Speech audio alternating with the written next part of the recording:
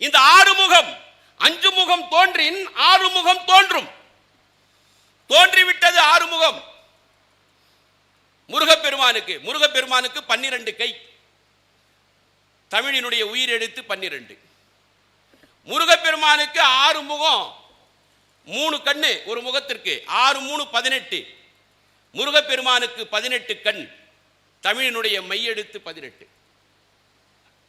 தமிழினுடைய மையெழுத்து 18. தமிழ் கடவுளாக உயிரெழுத்தும் மையெழுத்தும் சேர்ந்து 216 உயிர்மை எழுத்துக்கள் தமிழிலே.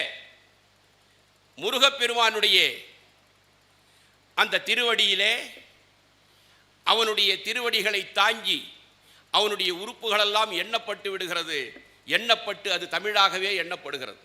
247 அடி மொத்த தமிழுடைய மொத்த எழுத்து, 247 எழுத்துக்கள் ஆயுத எழுத்தோடு சேர்த்து.